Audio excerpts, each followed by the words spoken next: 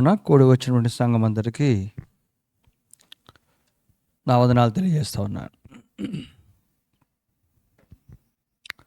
మహోన్నతుడైనటువంటి దేవుడు మరొక మంచి సమయాన్ని మన ఆత్మీయ జీవితాలకు అవసరమైనటువంటి హెచ్చరికలను విని మరింతగా ప్రభువులు ఎదగటానికి అనుగ్రహించబడుతూ ఉన్నటువంటి ఈ కృపా దైవ సన్నిధిలో మనం ఆరాధించగలగటం. ఫిబ్రవరికి రాసినటువంటి పత్రికల నుంచి 12వ అధ్యాయము 25-29 వచనాల వరకు మనం ధ్యానించాం. ఈ వచనాల్లో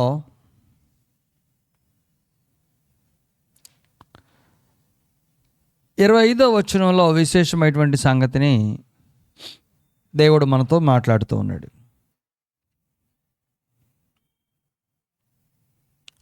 మీకు బుద్ధి చెప్పుచున్న వారిని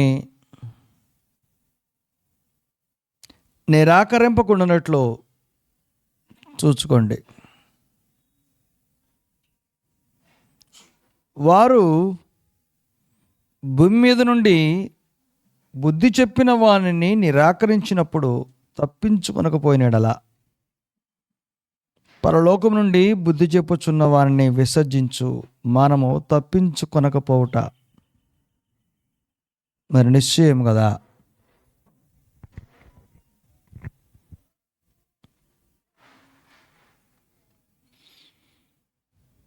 ఇశ్రాయేలు చరిత్ర అంతటిని పరిగణనలోకి తీసుకొని దేవుడు వారికి బుద్ధి చెప్పినటువంటి సందర్భాన్ని గురించి మాట్లాడుతున్నాడు.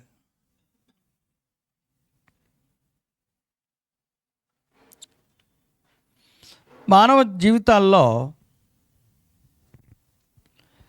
కలిగేటువంటి పలు రకాల తప్పిదాలు, అపశృతులు,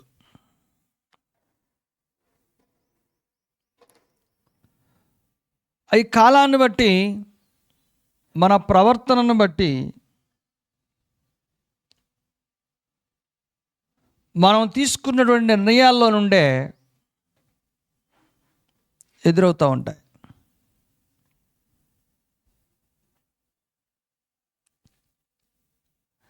అయితే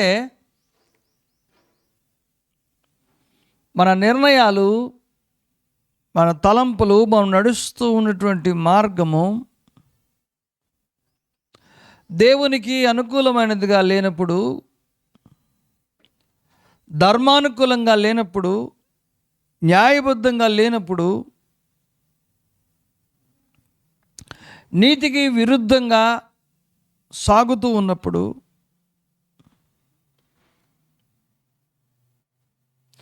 దేవుడు ఎవరో ఒకరి ద్వారా మనకు బుద్ధి చెప్తాడు. అది ఒక సందర్భం. ఇంకొక సందర్భం ఏంటంటే ఆయనే స్వయంగా పరలోకం నుంచి బుద్ధి చెప్తాడు. అయితే దేవుని వద్ద నుంచి అది కలుగజేయబడుతూ ఉన్నదన్న సంగతి మనం జ్ఞాపకం తెచ్చుకొని ఎవరి ద్వారా దేవుడు బుద్ధి చెప్పాలనుకుంటున్నాడో ఆ బుద్ధి చెప్పు వాళ్ళని నిరాకరించుకున్నట్టు జాగ్రత్త పడాలట. మనిషి యొక్క సహజమైనటువంటి లక్షణం ఇది. ఎవరన్నా బుద్ధి చెప్తే వినరు, నిరాకరిస్తారు, నిర్లక్ష్యం చేస్తారు.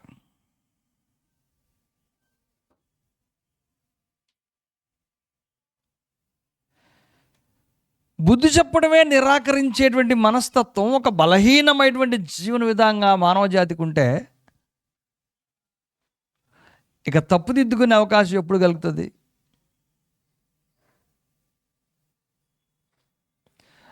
మనము దేవునికి విరుద్ధమైనటువంటి మార్గంలో నడుస్తూ ఉన్నప్పుడు ఖచ్చితంగా క్రమశిక్షణ చర్య అవసరం. అదొక సిస్టమ్, ప్రొటెక్టివ్ సిస్టమ్. అది మనల్ని భద్రపరిచేటువంటి ఒక విధానం, చక్కదిద్ది సన్మార్గంలోకి దారి మళ్లించేటువంటి విధానం.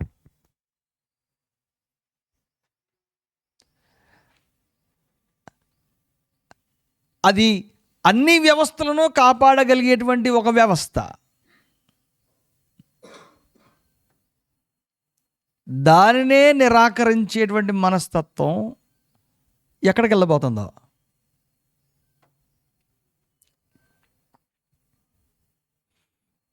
మన గృహాల్లో చిన్నపిల్లలు ఉంటారు. ఒక్కొక్కసారి వాళ్ళు చేసేటువంటి పనులు చాలా భయంకరమైనటువంటి దారులకు పునాదులుగా పడతాయి.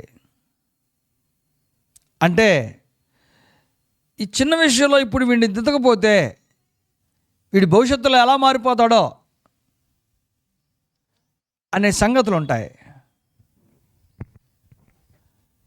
అది చిన్నదా లేకుంటే చాలా పెద్ద నేరమా? బాల్యంలో చిన్నది పెద్దది ఉండదు, తప్పు ఒప్పులే ఉంటాయి. ఎందుకని బాల్యంలో ఉండదు అని అన్నానంటే, బాల్యంలో చేసేటువంటి చిన్న తప్పు కనుక దిద్దుబాటు చేయబడకపోతే అది జీవన విధానంగా బిడ్డకు మారి భవిష్యత్తు అంతటిని పాడు చేస్తుంది.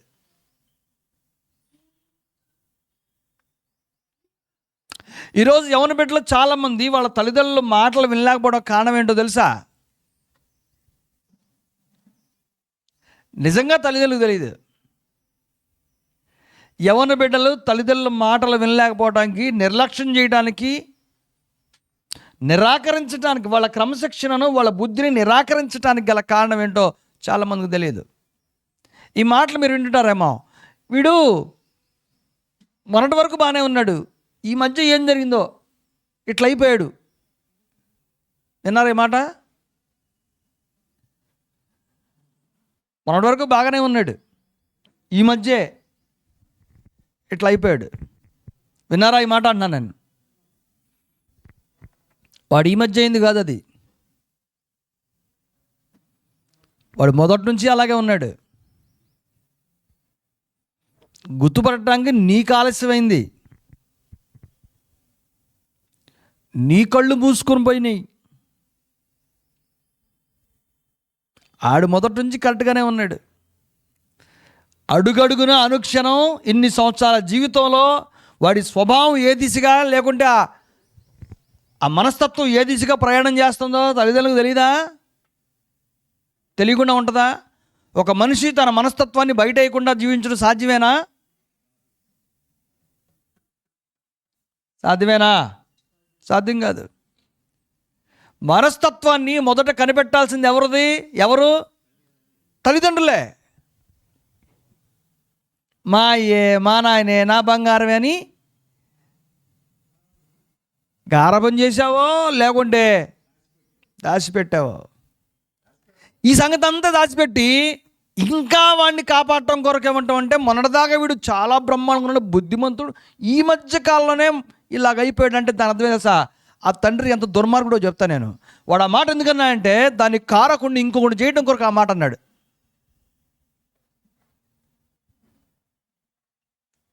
వీడు ఇలా అవ్వడానికి కారణం ఇంకొకటి జీవితాన్ని నాశనం చేయడం కొరకు తలెత్తేటువంటి మాట ఇది. మీకు అర్థమవుతుందా? ఇంకొకటి నేరస్తుని చేయడానికి, వీడు తప్పుడు జీవితాన్ని ఇంకొకటి భాగస్వామ్యం చేయడం కొరకు మొన్నటిదాకా బాగానే ఉన్నాడు, ఇప్పుడే కొత్తగా ఇట్ట తయారాడు. కాదు. పాముకి విషం కొత్తగా రాదు.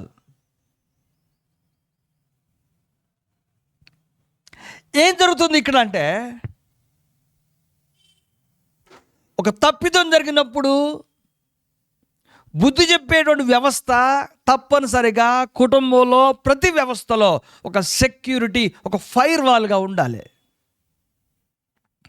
అది రక్షణ కవచం లాగా ఉండాలి. పరమందున్న దేవుడు మంచి చెడు తెలివినిచ్చు వృక్షాన్ని, అలాగే జీవవృక్ష ఫలాన్ని, రెండింటినీ ఉంచాడు ఏదైనా వనంలో.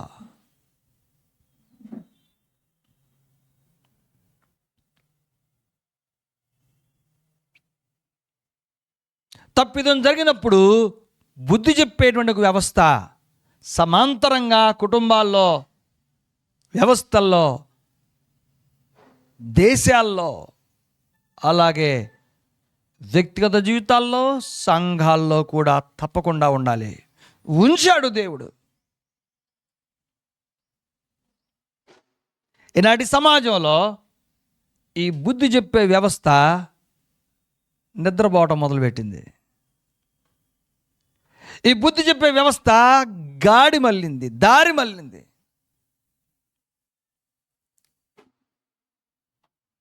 సెక్యూరిటీ సిస్టమ్ సరిగ్గా పనిచేయట్లా.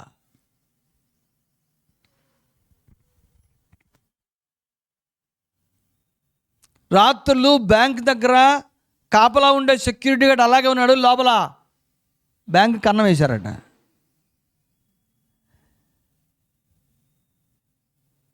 మరి వాడి ఉద్యోగం ఎందుకు?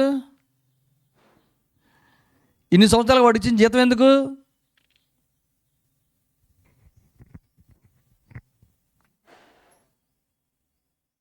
కొన్ని సందర్భాల్లో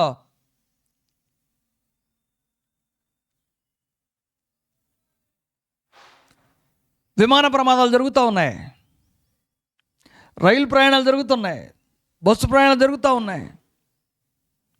లోపల అగ్ని ప్రమాదం జరిగినప్పుడు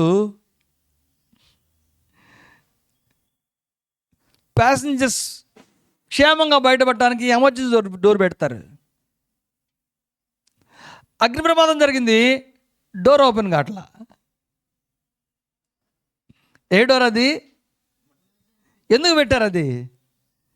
ప్రమాదం జరిగితే దాని గుండా ప్రజలు ప్రాణం కాపాడుకోవటం కొరకు ఏర్పరిచినటువంటి ఒక భద్రతా ద్వారం పనిచేయట్లా.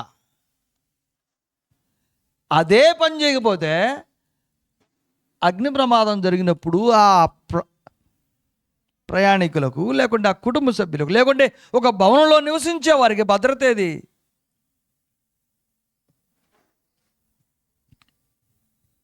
ఈరోజు మనుషుల పరిస్థితి అలాగ ఉంది. బుద్ధి చెప్పే ఒక వ్యవస్థ కుటుంబంలో తప్పనిసరిగా ఉండాలి. ఉంచాడు దేవుడు. అది పని చెయ్యకపోతే దాని ప్రమాదం అత్యంత గంభీరంగా ఉంటుంది. దాని నష్టం ఎవరు అదుపు చేయలేరు.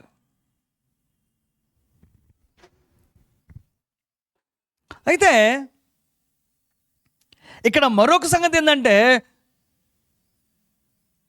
బుద్ధి చెప్పేటువంటి వాడిని నిరాకరించేటువంటి రెండో ప్రమాదం. ఇది జరుగుతుంది ఈరోజు. మొదటిది, రెండోది నిరాకరించటం. ఈరోజు ఎవరి బిడ్డలకు చెప్పండి, అది తప్పు అని చెప్పండి, మాకు తెలుసులేనో లేకుంటే నీకు తెలియదని అంటున్నారు. ఏదో రెండు మాటలు. మొదటిది, మాకు తెలుసు. అరే పడతావురా, నాకు తెలుసు, నేను పడలా ఇంతవరకు, చాలాసార్లు దిగి ఎక్కడి నుంచి, రోజు పడ్డావు, ఒకసారి పడేది, రోజు పడరు. మాకు తెలుసు అని అంటున్నారు, లేకుంటే నీకు తెలియని అంటున్నారు. రెండు ప్రమాదకరమైనవి. ఇక్కడ పరిశుద్ధాత్ముడు మాట్లాడుతున్న మాట ఏంటంటే, మీకు బుద్ధి చెప్పుచున్న వాడిని నిరాకరింపకుండానట్లు జాగ్రత్తగా చూసుకోమన్నాడు. నిరాకరింపకుండానట్లు, మీలో ఆ నిర్లక్ష్య వైఖరి రాకుండా జాగ్రత్త పడండి. సమాజం అంతా ఈరోజు బుద్ధి చెప్పేటువంటి వ్యవస్థను నిరాకరించడం ఆనవాయితీగా పెట్టేసుకుంది. బుద్ధి చెప్పే వ్యవస్థను నిరాకరించడం ఆనవాయితీగా పెట్టుకుంది. ఇక్కడ భూమి మీద నుండి బుద్ధి చెప్పేటువంటి వాడిని గురించి మాట్లాడాడు, అలాగే పరలోకం నుంచి బుద్ధి చెప్పేవాడిని గురించి మాట్లాడాడు. భూమి మీద నుంచి బుద్ధి చెప్పేవాడు, పరలోకం నుంచి బుద్ధి చెప్పేవాడు. పరలోకం నుంచి వచ్చేటువంటి బుద్ధి చాలా భయంకరంగా ఉంటుంది. అంటే ఇంకొక అవకాశం నీకు రావచ్చు, రాకపోనువచ్చు.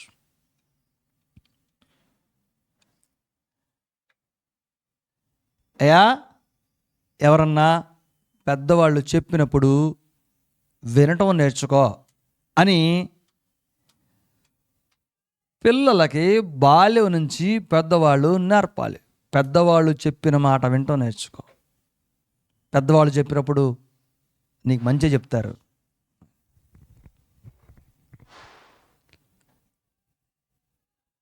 ఎవడు చెప్పినా వినబాక.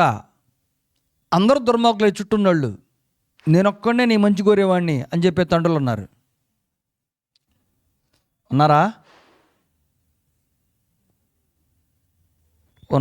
లేరా?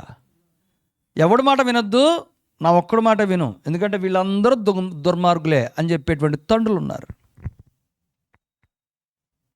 జీవితకాల శాపం ఆ తండ్రి ఆ బిడ్డకి వాడు. ఎందుకంటే ఎవడి మాట వినొద్దు, నా మాట వినాలనే మాట అనగలిగిన వాడు ఎవరు?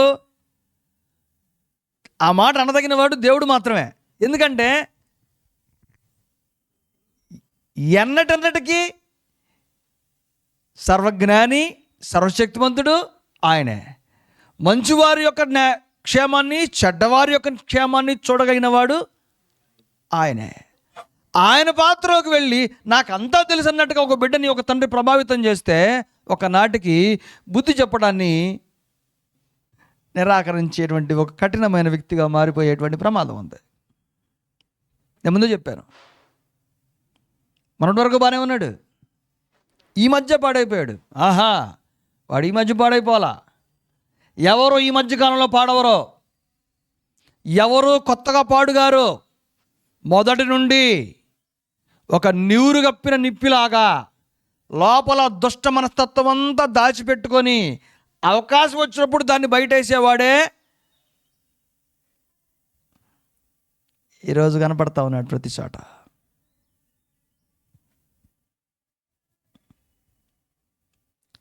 పరలోకం నుంచి బుద్ధి చెప్పేవాడు, భూమి మీద నుంచి బుద్ధి చెప్పేవాడు. భూమి మీద ఉండగా నీకు బుద్ధి చెప్పేవాడిని నిరాకరించే మనస్తత్వం నీకుంటే పరలోకం నుంచి బుద్ధి చెప్పేవాడిని కూడా నువ్వేం చేస్తావు? నిరాకరిస్తావు. అదెంత భయంకరమైందో ఆలోచించండి. తల్లిదండ్రుల యొక్క మాట నిరాకరించిన వాడు దేవుని మాట కూడా నిరాకరిస్తాడు.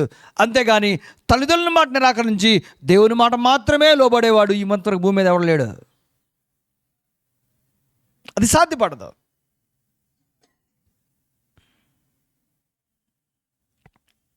ఏదేమైనా బుద్ధి చెప్పేటువంటి ఒక సిస్టమ్ని నిరాకరించే మనస్తత్వంలో నుండి తప్పించుకునే పరిస్థితే లేకుండా పోతుంది. తప్పించుకోవడానికి ఆస్కారమే లేదు. అక్కడ 2 సందర్భాలు రాశాడు. నిరాకరింపకూడనట్లు జాగ్రత్తగా చూచుకోండి. భూమి మీద నుండి బుద్ధి చెప్పేవాని నిరాకరించినప్పుడు తప్పించుకొనకపోయిన ఎడలా పరలోకం నుంచి బుద్ధి చెప్పుతున్న వాడిని విసర్జించి మనం కొనకపోవుట మరి నిశ్చయం కదా.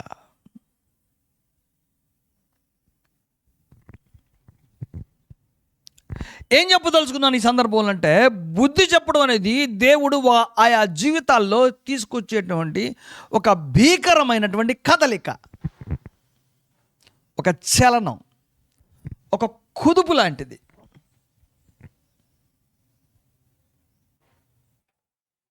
ఒక కుదుపు లాంటిది, ఒక చలనం లాంటిది.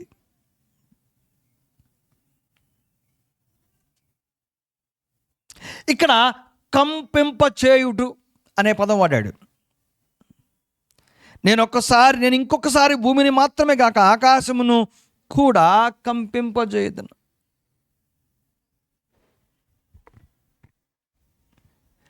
దేవుడే స్వయంగా కొందరు జీవితాల్లో కలుగు చేసుకొని బుద్ధి చెప్పేటువంటి ఒక సిస్టమ్ని ఫోర్స్లో తీసుకొచ్చినప్పుడు నిరాకరించేవాడు ఒక్కసారిగా కుప్పగూలిపోతాడు.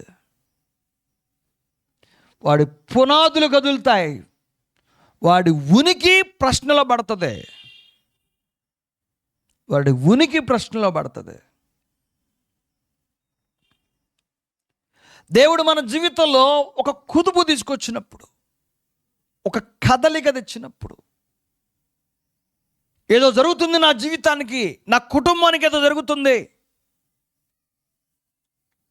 నేను నిలబడ్డ పునాదులు కదులుతున్నట్టుగా, అదురుతున్నట్టుగా నాకు అనిపిస్తూ ఉంది అనే సందర్భం తెలుసా మీకు?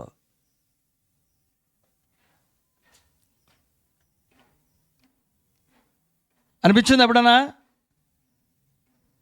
నా కుటుంబంలో ఏదో పెద్ద కంటికి కనపడినటువంటి ఒక తుఫానులాగా ఏదో జరగబోతుంది నా కుటుంబానికి అని ఎప్పుడైనా అనిపించిందా? ఎవరు మాట్లాడలేదు? నా కుటుంబానికి, నాకు కాదు.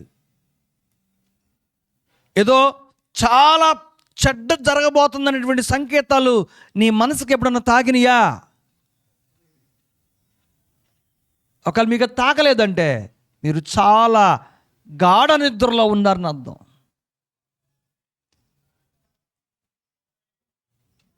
ఒళ్ళు తెలియకుండా నిద్రపోవడం సరా, ఒళ్ళు తెలియకుండా నిద్రపోవటం అంటే అర్థం ఏంటి? ఏం జరిగేది తెలియట్లా. కళ్ళు తెరుచుకొనే ఉన్నాయి కానీ కుటుంబంలో ఏం జరుగుతుందో నీకు తెలియట్లా.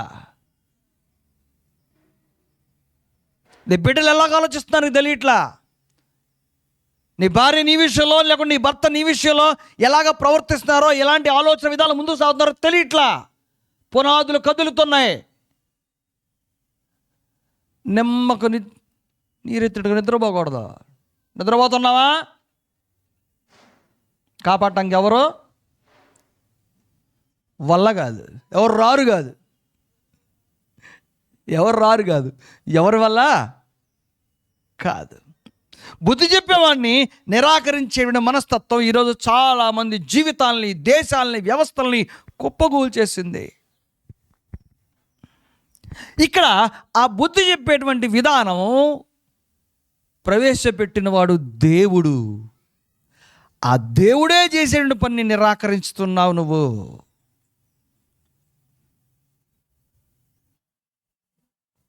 నిరాకరించకుండా జాగ్రత్తగా చూసుకో. నిరాకరించకుండా జాగ్రత్తగా చూసుకో.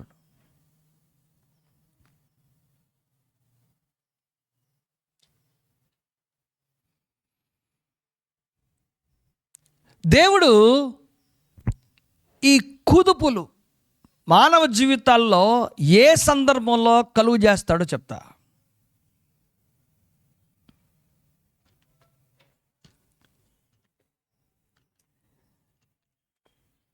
ఒక్కొక్కసారి మన జీవితం, మన కుటుంబం, లేకుంటే మనం కట్టుకున్నటువంటి నిర్మాణం, అది భౌతిక సంబంధమైన, ఆత్మ సంబంధమైన అయినా సరే, మనకు తెలియకుండా ఓ చెడ్డ పునాదుల మీద కట్టుకునేటువంటి బలహీనం మనం. చెడ్డ పునాదులు,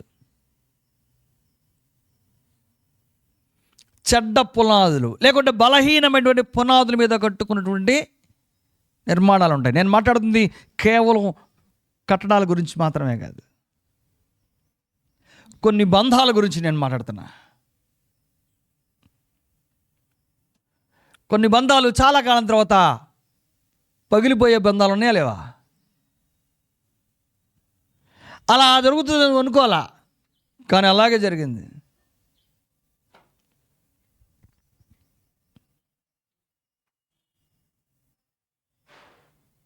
నా చిన్నతనంలో చాలామంది గుర్తు. ఈ దగ్గరలో లెక్చర్స్ కాలనీ ఉండేది, సిఆర్ కాలనీ ఉండేది.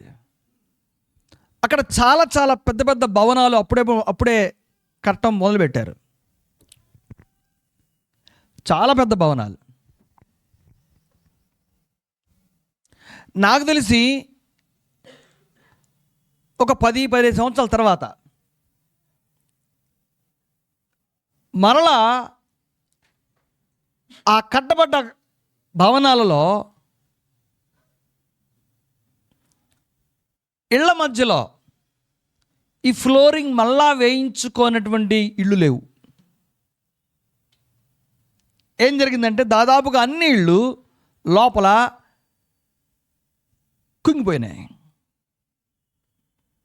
కుంగిపోయినటువంటి ఇళ్ళకి మరమ్మతులు చేయడానికి మరలా వాళ్ళు దానిలో గ్రావెల్ అది వేసుకొని మళ్ళీ సెట్ చేసుకున్నారు. దాదాపు అందరి ఇళ్ళకి అలాగే జరిగింది. దాని అర్థం ఏంటి? నిర్మాణాలకి సరిపడటువంటి సముచితమైనటువంటి నేల అది కాదు, బలహీనత. నల్లరాగడి నేలలో నిర్మాణాలు పునాదులు కొంచెం బలహీనంగా ఉంటాయి కదా.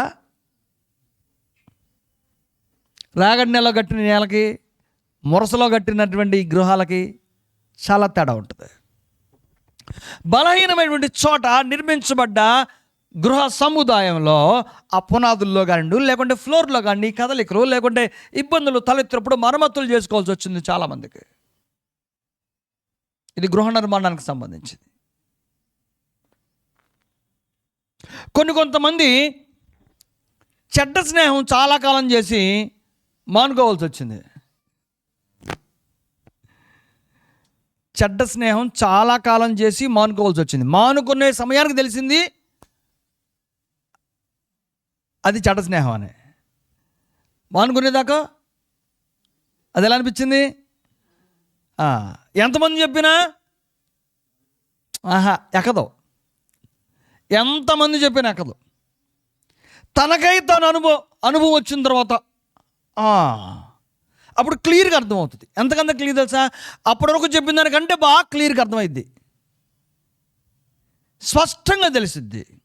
సో చెడ్డ పునాదుల మీద కట్టబడ్డ గృహమైనా, చెడ్డ స్నేహాల మీద కట్టబడ్డ బంధమైనా, కొంతమంది భార్యాభర్తలు చాలా కాలం తర్వాత కాపురం చేసి విడాకులు తీసుకునే వాళ్ళు ఉన్నారు. అవును, విడాకులు తీసుకునే వాళ్ళు ఉన్నారు. అక్కడేం జరిగిద్దో, విడాకులు తీసుకునేటువంటి కొత్త సమస్య కొత్తగా ఏం వచ్చింది ఆ ఇంటికి? వస్తుందా?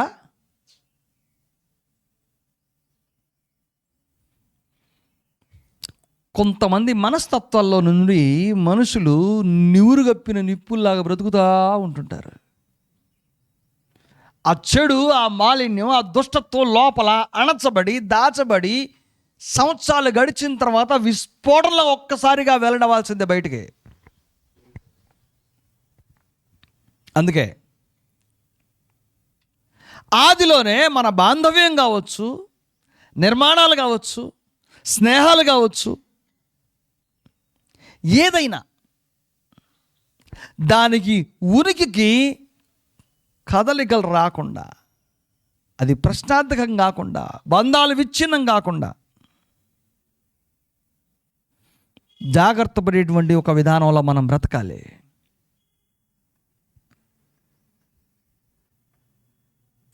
మనం చెడ్డ మార్గంలో కొనసాగుతున్నప్పుడు దేవుడు బుద్ధి చెప్పే విధానం ఉంటే, ఆయన ఉంచితే దాన్ని నిరాకరించేటువంటి స్వభావంలోకి మనం దిగజారిపోతే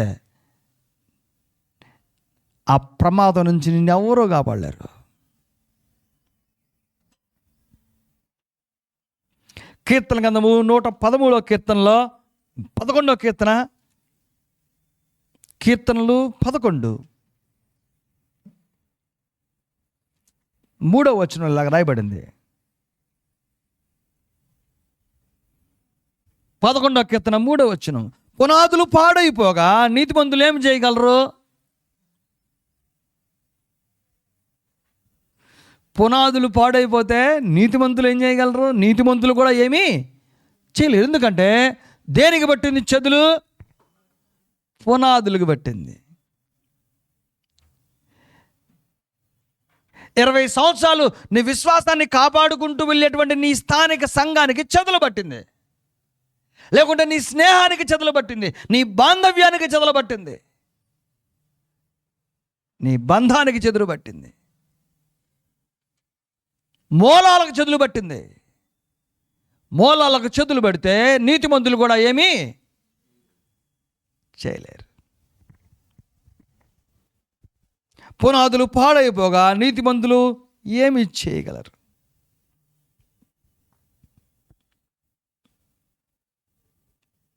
ప్రియమైనటువంటి వారలారా,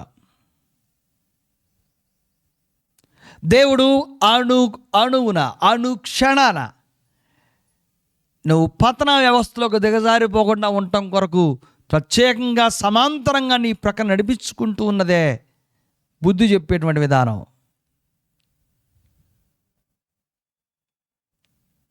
పెద్దవాళ్ళు చెప్పినప్పుడు వినాలయ్యా అనే మాట ఒక సున్నితమైనటువంటి సమయంలో మాత్రమే బిడ్డలకు చెప్పాల్సి వస్తుంది.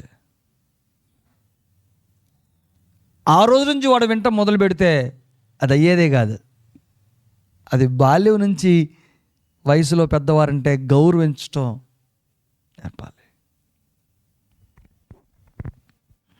బుద్ధి చెప్పేటువంటి క్రమశిక్షణ చర్యాన్ని స్వీకరించే మనస్తత్వం కావాలి.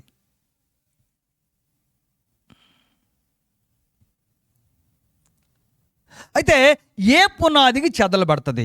ఏ బాంధవ్యానికి చెదలబడుతుంది? ఏ ఆత్మీయ సంబంధమైన నిర్మాణమా లేకుంటే భౌతిక నిర్మాణం దేనికి చెదలబడుతుంది? ఏవి బలహీనంగా మారుతాయి?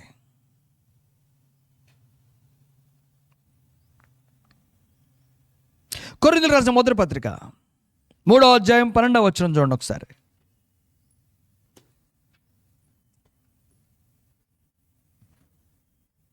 కొరింథీయులకు రాసిన మొదటి పత్రిక 3వ అధ్యాయం 12వ వచనం.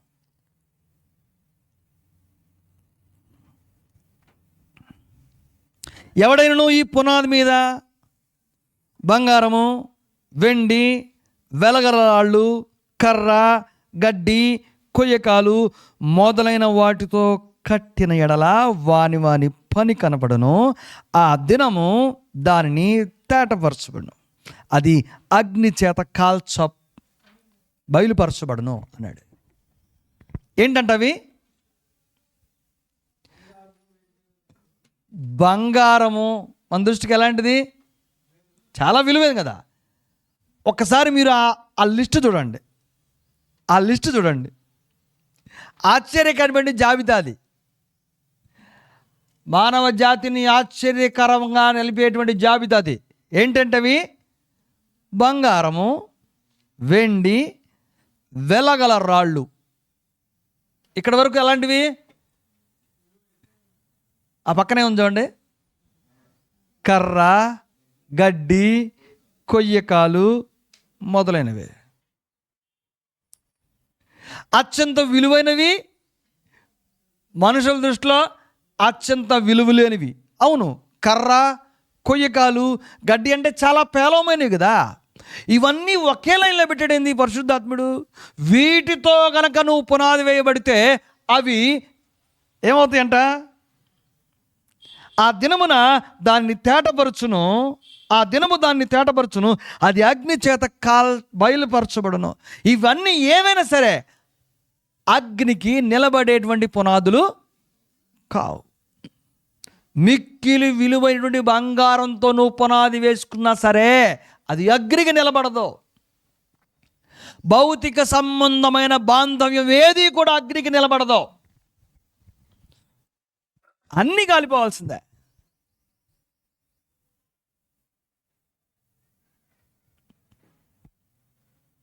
కర్ర, గడ్డి, కొయ్యకాలతో సమానంగా బంగారం, వెండి నిలబెట్టాడు. ఇవన్నీ భౌతిక సంబంధమైన బాంధవ్యం మీద కట్టుకున్నటువంటి నిర్మాణాలు. అవేమవుతాయంట? ఆ అగ్ని చేత బయలుపరచబడతాయి. అగ్ని కనుక తోడైతే వీటిల్లో ఏవి నిలబడే అవకాశమే లేదు. ఆ పునాది ఎంత పటిష్టమైనదో ఆ అగ్ని చెప్పుతుంది. అగ్ని కూడా లొంగని పునాది ఒకటి ఉంది. అగ్నికి కూడా లొంగని బాంధవ్యం ఒకటి ఉంది. అది లోతైనటువంటి సత్యం మీద కట్టబడేటువంటి బాంధవ్యం. అది చాలా లోతైంది. దేనికి అది లొంగదు. అది కేవలం పర సంబంధమైనది అయితేనే.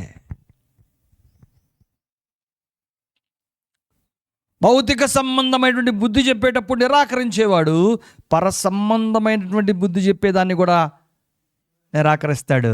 అతడు తప్పించుకోడు. పర సంబంధమైనటువంటి బాంధవ్యం శాశ్వతమైంది, అది స్థిరంగా నిలబడుతుంది.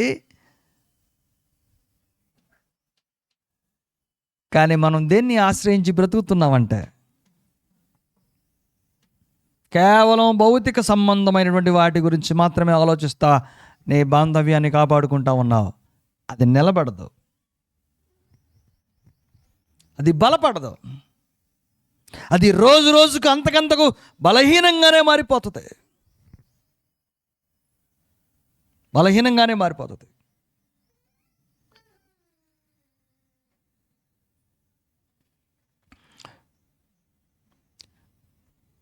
అంచేత ప్రియమైనటువంటి దేవుని యొక్క సంఘమా, హెబ్రీ పత్రికలో రాయబడినటువంటి మాట ఎంత విలువైందో ఒకసారి తప్పకుండా మనం ఆలోచించాలి. నీ పునాదులు కదలించలేనటువంటి, నీ పునాదులకి ఏ కారణం చేత చెదలు కుళ్ళు పట్టకుండా ఉండేటువంటి ఒక స్థిరమైనటువంటి నిర్మాణాన్ని నువ్వు కలిగి ఉండాలి. నీ పునాది అంత పటిష్టంగా ఉండాలి. ఏది చెరబంది దాని మీద నువ్వు నిర్మాణం చేసుకోవాలి.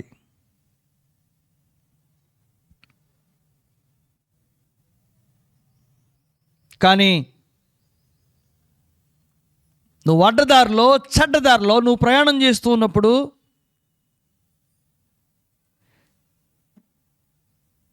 దేవుడు బుద్ధి చెప్పేటువంటి ఒక సిస్టమ్ నీ దగ్గర తీసుకొచ్చినప్పుడు నువ్వు నిరాకరించేటువంటి మానసిక స్థితిలో అలవర్చుకొని ముందుకు సాగుతూ ఉంటే పర సంబంధమైనటువంటిది కూడా అలాగే నిరాకరిస్తావు. పర సంబంధం నిరాకరించినప్పుడు స్థిరమైనటువంటి పునాది మీద కట్టబడ్డ అది కూడా కదిలించబడుతుంది. నీ విశ్వాసం కూడా కదిలించబడుతుంది. ఎందుకంటే నువ్వు బుద్ధి చెప్తానికి దేవుడు ముందుకు వచ్చినప్పుడు నిరాకరించావు గనుక.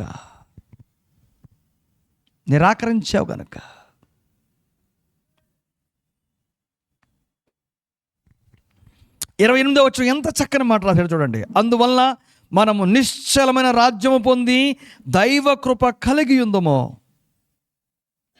ఆ కృప కలిగి వినయ భయభక్తులతో దేవునికి ప్రీతికరమైన సేవ చేయదము. ఏలైనగా మన దేవుడు దహించు అగ్ని అయి ఉన్నాడు.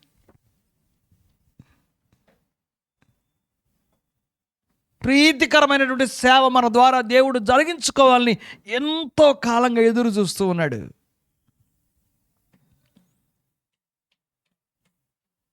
ఆ ఎదురు చూపులో నువ్వు దారి మళ్ళితే నీకు బుద్ధి చెప్పేటువంటి ఒక సిస్టమ్ని నీ చుట్టూ ఉంచాడు. నిన్ను దారిలో పెట్టేది, నిన్ను గాడిలో పెట్టేదాన్ని ఒక మధ్య నీకు సమాంతరంగా నీ ముందు వాడు ఆయన తీసుకెళ్తూ ఉంటే నువ్వు దాన్ని నిరాకరిస్తూ ఉన్నావు, నిర్లక్ష్యం చేస్తూ ఉన్నావు. దేవుని యొక్క న్యాయమైన తీర్పుని నువ్వు పిడచోరిని పెడతా ఉన్నావు.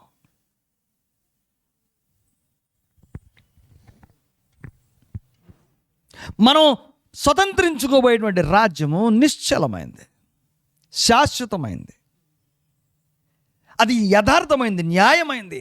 ఆ రాజ్యంలో నువ్వు ప్రవేశంలో ఉండడానికి ఈ భూమి మీద సిద్ధపడుతూ ఉండగా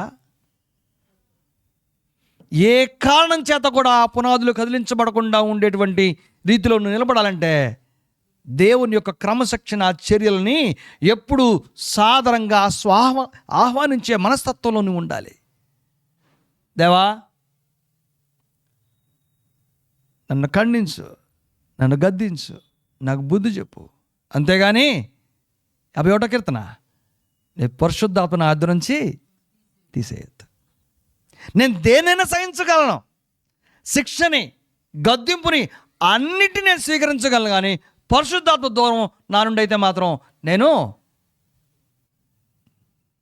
బ్రతకలేను. అందుచేత దానిని నా దగ్గర నుంచి తీసివేయకుండా నన్ను స్థిరంగా ఉంచమని దావీదు చేసిన ప్రార్థన ఎంత అద్భుతమైనటువంటి ప్రార్థన.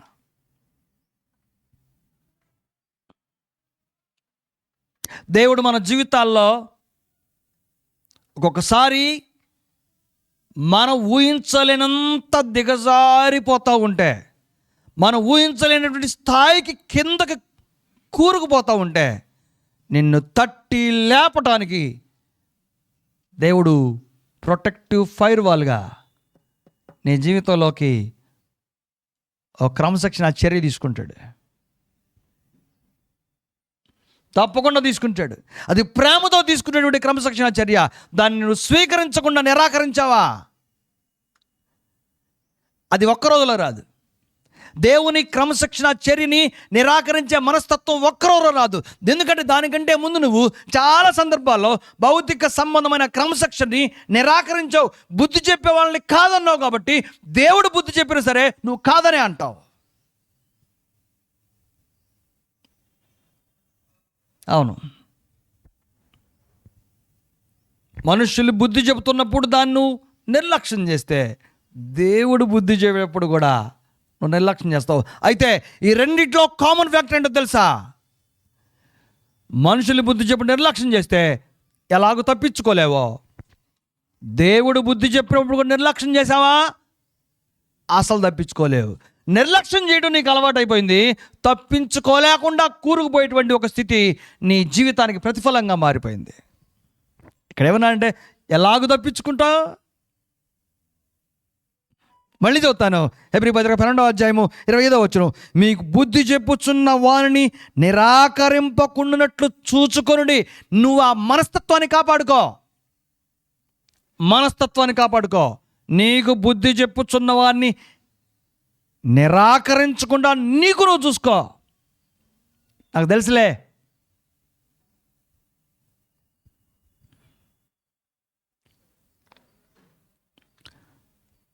తండ్రి ఎక్కువ జ్ఞానవంతుడా,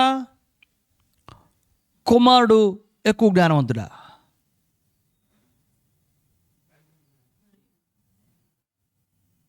తండ్రి జ్ఞానవంతుడా, కుమారుడు జ్ఞానవంతుడా?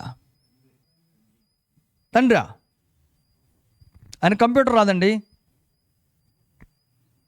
తండ్రికి కంప్యూటర్ రాదు. రాకపోయినా తండ్రి జ్ఞానవంతుడా? మరి ఈరోజు చిన్నపిల్లలు ఏంటి, యవన బిడ్డలు మా నాన్నకేం తెలియదు అంటున్నారు. మీరు కావాలంటే ఎవరిని అడగండి, 100% మంది పిల్లల్లో చాలా తేలిగ్గా వాడే మా నాన్నకేం తెలియదు.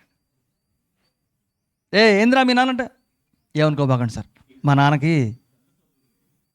నాన్నకేం తెలియదులేండి, కొంచెం బుర్ర తక్కువ,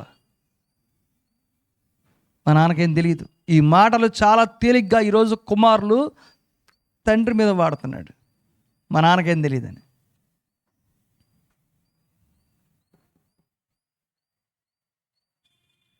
మీ నాన్నకు తెలుసో నీకు తెలుసో తొందరలో తెలుస్తుంది, తెలుతుంది. ఎక్కువ టైం కూడా పట్టదు. అయితే ఇక్కడ ప్రమాదం కూడా చెప్తాను చూడండి. నిజంగానే కుమారులకి వాళ్ళ నాన్నకి ఏమేం తెలియదో తెలుస్తూనే ఉంటుంది. అయ్యో కొన్ని ఉంటాయి, కానీ ఆ కొన్ని ఆధారంగా అన్నిట్లో బలహీనుడే అవకాశం ఎంత మాత్రం కూడా తండ్రికి ఉండదు. ఏం తెలీదు, నీ టెక్నాలజీ తెలియదేమో, నీ స్మార్ట్ ఫోన్ తెలియదేమో, కంప్యూటర్ ప్రోగ్రామింగ్ తెలియదేమో, కానీ నీకంటే ముందు ఈ జీవితాన్ని చదివినవాడు, నీకంటే ముందు నీ తల్లిని సంవత్సరాల తరబడి ఆమె బాగోగుల్ని, ఆమె పోషణని, సామాజిక జీవితాన్ని భద్రంగా కుటుంబ వ్యవస్థని కాపాడుకుంటున్నటువంటి వాడు. నీకు అర్థమవుతుందా? చాలా తేలిగ్గా ఈ పదాలు ఈరోజు బిడ్డలు వాడుతున్నారు, ఆయనకి తెలియదు. ఆయన నా అంత జ్ఞానవంతుడు కాదు, తెలుస్తుంది, అవునా కదా?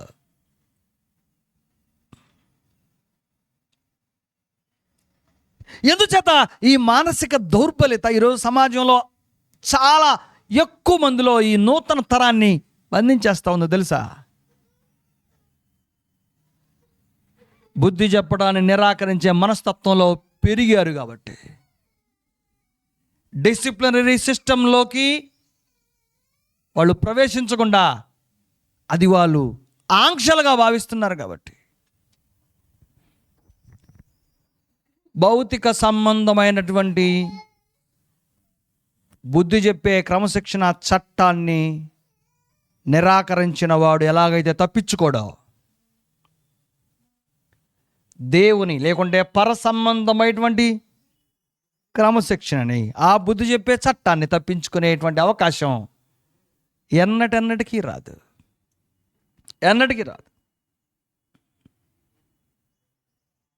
అది ఇక్కడ ఆశ్చర్యకరమైన సంగతి ఏంటంటే ఆ వ్యవస్థని ఏర్పరచిన వాడు, దాని మానవ జాతి క్షేమం కొరకు సమాంతరంగా నడిపిస్తున్నవాడు దేవుడు. దాన్ని గౌరవించాలి.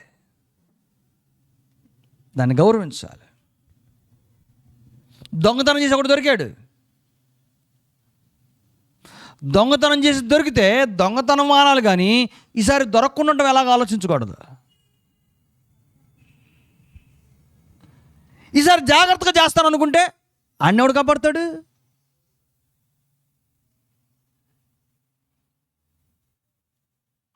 అన్నెవడు కాపాడలేడు. దొరికినప్పుడు అది తప్పు అని దాని అర్థం, అది నియమరాయిత్యం అని అర్థం, అది పాపం అని అర్థం.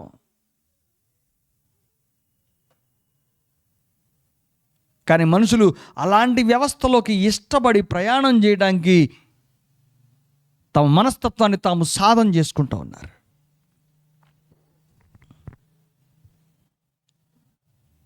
స్నేహమైన, బాంధవ్యమైన, వివాహ వ్యవస్థ అయినా, దాంపత్యమైన, ఆఖరికి ఆత్మ సంబంధమైనటువంటి సంఘంలోనైనా సరే, ఒకసారి నువ్వు అనుకొననేటువంటి సందర్భాల్లో నీ బాంధవ్యానికి కదలికలు వస్తాయి, కుదుపులు వస్తాయి. అది నీ క్షేమం కొరకు దేవుడే కలుగు చేసినవని తెలుసుకో, బుద్ధి తెచ్చుకో. ప్రభు వైపు చూడు. పునాదులు పాడైపోగా నీతిమంతులు ఏం చేయుదురు? అందుకే మనము నిశ్చలమైనటువంటి పునాది మీదే మన నిర్మాణాన్ని చేపట్టుకోవాలి. బంగారము, వెండి, కొయ్యకాలు, కర్ర, చెక్క దేనికి కాల్చబడలేటువంటి ఒక ఆత్మ సంబంధమైన, పర సంబంధమైన బాంధవ్యం ఒకటి ఉంది.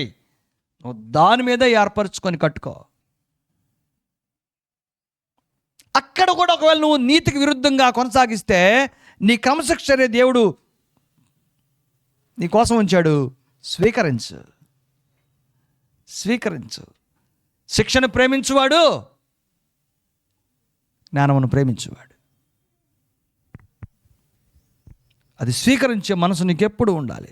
ఎందుకంటే నీ కుటుంబంలో కుదుపులను నీకు తెలిసేటట్టుగా, లేకుంటే నీ స్నేహంలో కుదుపులను నువ్వు గ్రహించేటట్టుగా అనుమతించేవాడు దేవుడే. ఎందుకంటే నిద్రపోతున్నావు, లే, దిద్దుకో, సరి చేసుకో. ఇంకా అదే నిర్లక్ష్యంతో ఉన్నావా? నెట్టని నీ జీవితం, నీ కుటుంబం పతనం అయిపోతుంది. ఎన్నో సందర్భాలు హెచ్చరించినా సరే నా జ్ఞానం వేరు అనుకుని ప్రయాణం చేసిన వాళ్ళు చిట్ట చివరికి దేవుడే కలుగు చేసుకొని బుద్ధి చెప్పినప్పుడు కళ్ళు తెరుచుకుంటే మేలు. కళ్ళు తెరుచుకోలేదా? అంతర్ధానం.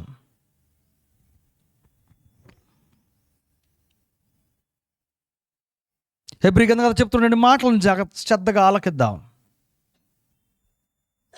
బుద్ధి చెప్పేవాడిని నిరాకరించకుండా ఉండే మనస్తత్వాన్ని కాపాడుకుందాం.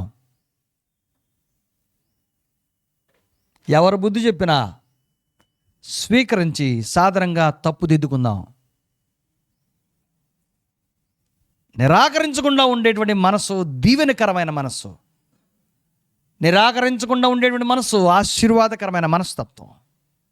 దాన్ని కాపాడుకుంటూ ముందుకు సాగాలని మిమ్మల్ని అందరూ హెచ్చరిస్తూ ఈ మాటల చేత ముగిస్తున్నాను. అందరికీ వందనాలు.